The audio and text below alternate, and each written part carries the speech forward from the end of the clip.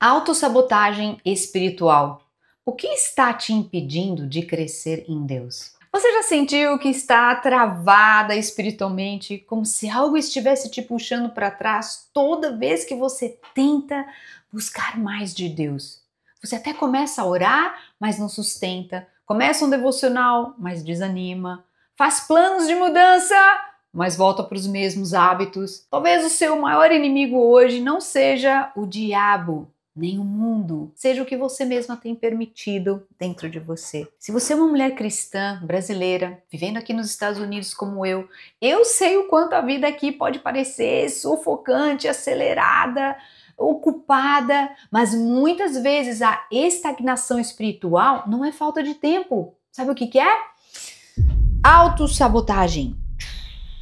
E hoje eu quero te mostrar os principais sinais de que você está se sabotando espiritualmente e o que você precisa mudar agora para poder voltar a crescer com profundidade, constância e propósito. Então, se esse tema já falou com você, curte esse vídeo agora e se inscreva aqui no canal.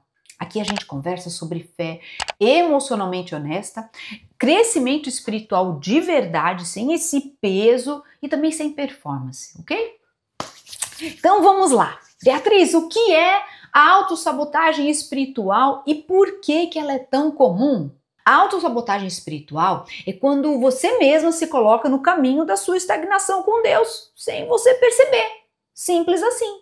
É aquela sensação de estar presa num ciclo. Você deseja se aproximar de Deus, até dá passos, mas logo volta para estaca zero.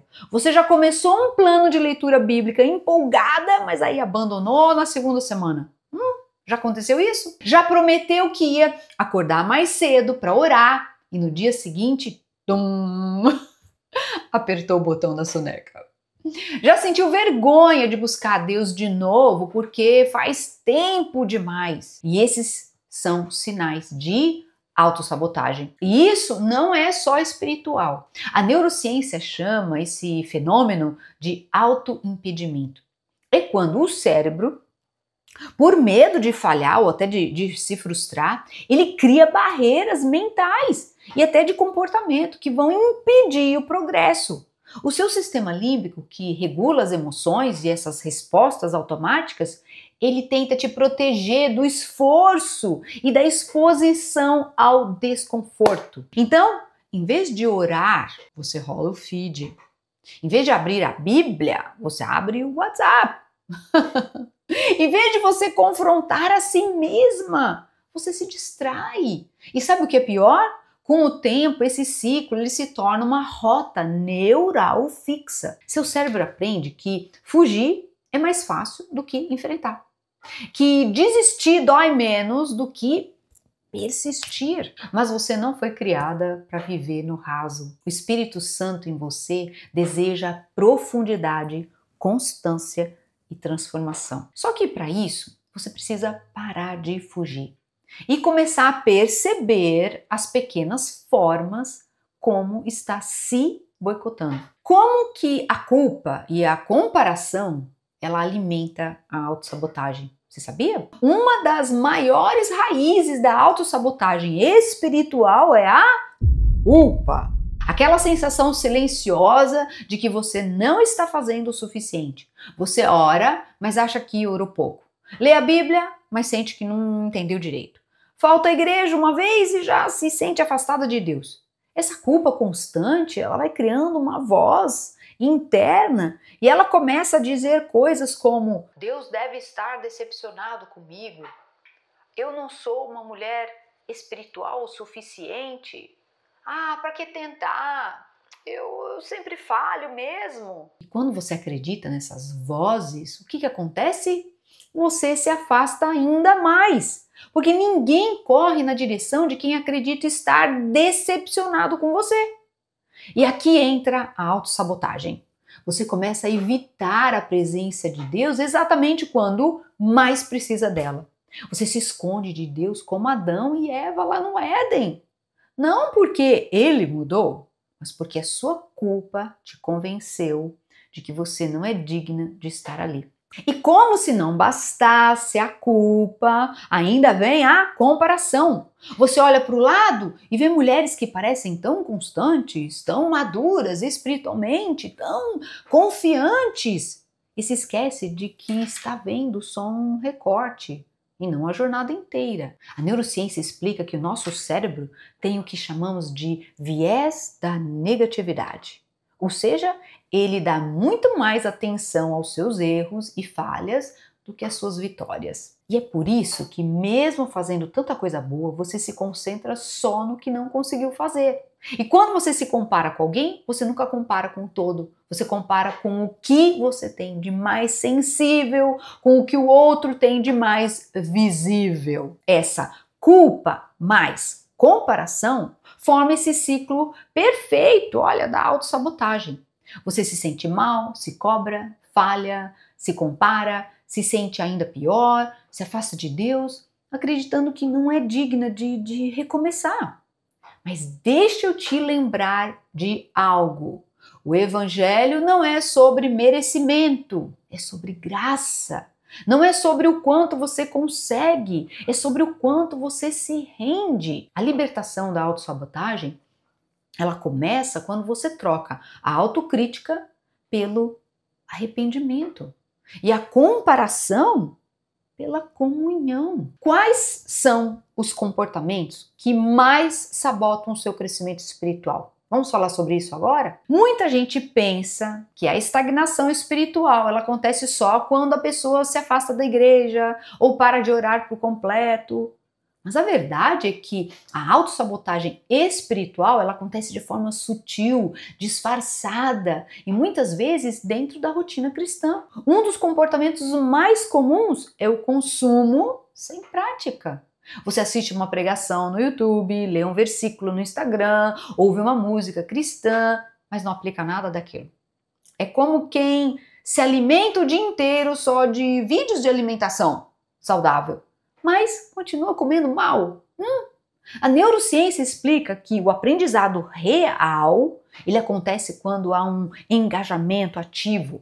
Ou seja, o cérebro só consolida uma verdade como parte da sua vida quando você pratica aquilo. Se você apenas consome sem colocar em ação, a informação entra, mas ela não se fixa. E com o tempo você sente que está sempre cheia de conteúdo, mas espiritualmente vazia. Outro comportamento que sabota o crescimento espiritual é a autocrítica excessiva.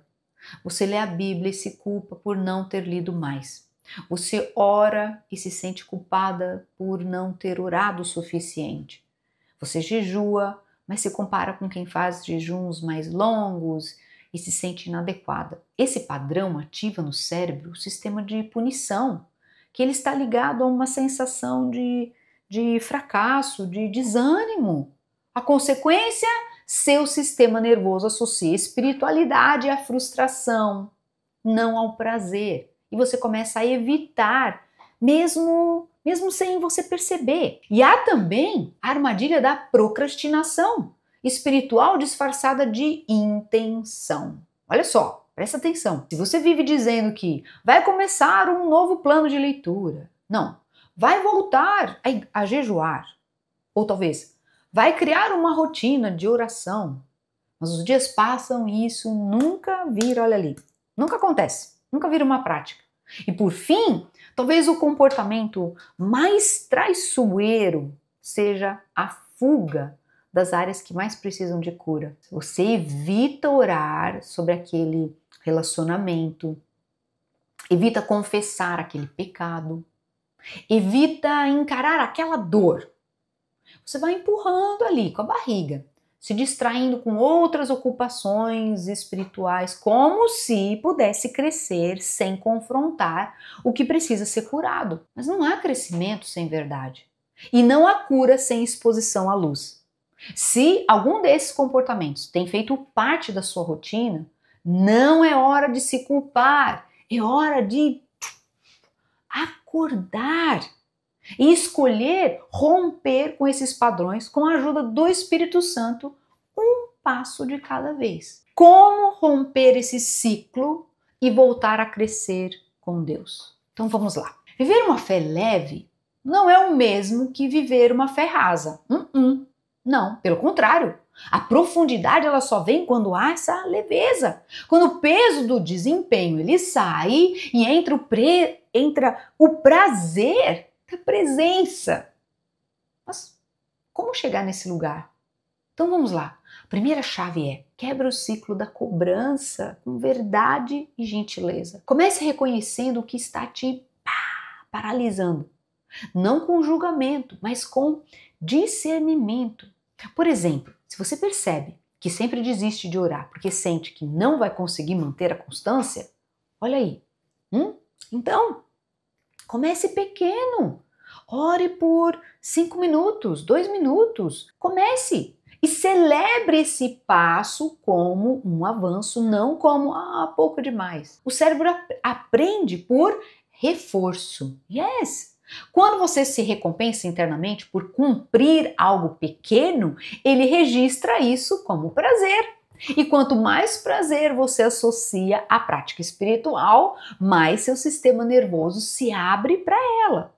Essa é uma maneira poderosa de ressignificar a jornada espiritual como algo que alimenta e não que cobra.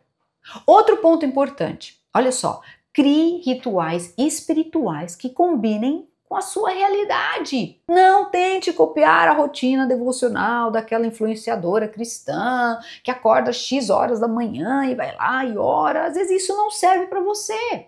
Você tem que analisar a sua rotina. Talvez você, por exemplo, tem filhos pequenos, trabalha fora, está vivendo um luto nesse momento. Então, se a sua realidade é diferente, seus rituais também precisam ser. Espiritualidade não é performance, é relacionamento. E relacionamentos profundos, eles se constroem com presença real e não com perfeição idealizada. Além disso, confronte os pensamentos sabotadores com a palavra. Não basta querer pensar positivo ou confiar mais. Você precisa se alimentar da verdade de Deus, porque é ela que transforma a sua mente ali no dia a dia, aos poucos. E quando pensamos como, por exemplo, você nunca vai conseguir, ou você não é boa o suficiente, essas frases surgirem, responda com o que está escrito na palavra. Romanos 12:2 diz que somos transformadas pela renovação da mente. E renovar a mente é um trabalho que é o quê? Diário, paciente, espiritual e emocional também. Mas por fim, olha, seja vulnerável com Deus e com pessoas confiáveis. Muitas vezes, a autossabotagem espiritual ela nasce no silêncio, no vou resolver sozinha. Mas Deus nos chamou para andar em comunidade, para confessar as nossas fraquezas e sermos curadas. Se você quer viver uma fé contínua, leve e profunda, o primeiro passo é parar de se esconder. E o segundo é começar. Yes! Tem que ter a prática. Ainda que pequeno, ainda que imperfeito, ainda que hoje. Então vamos lá. A autossabotagem espiritual, ela não é um problema de falta de fé. Na maioria das vezes é um sintoma de uma mente cansada, de um coração ali ferido, de uma alma sobrecarregada de expectativas. E Deus sabe disso. Ele não está esperando que você seja perfeita. Ele está esperando que você confie, que você volte, que você abra esse espaço, mesmo que pequeno, para ele te encontrar na rotina, na sua realidade, com os seus limites e a sua história. Se você sente que está estagnada espiritualmente, desanimada ou até culpada por não conseguir manter uma constância com Deus, eu quero te lembrar, você não está sozinha. E existe um caminho de leveza, de constância e profundidade espiritual que pode ser construído um passo por vez. Esse canal existe para isso. Aqui a gente caminha com fé prática, emocionalmente honesta e espiritualmente profunda. Se você deseja crescer com Deus de uma forma leve, real. Então se inscreva aqui no canal e ative o sininho, porque toda semana tem um conteúdo novo preparado com muito carinho para te fortalecer nessa jornada. Mas agora me conta aqui nos comentários, o que mais tem te impedido de crescer espiritualmente nos últimos tempos? Eu leio tudo com atenção e eu oro por cada uma. E se esse vídeo falou com você, compartilhe com uma amiga que também deseja, que também esteja se sentindo talvez distante ou desanimada. Às vezes uma única palavra, ela pode reacender a fé de alguém. Então, muito obrigada por você estar aqui e até o próximo vídeo. Que Deus te abençoe.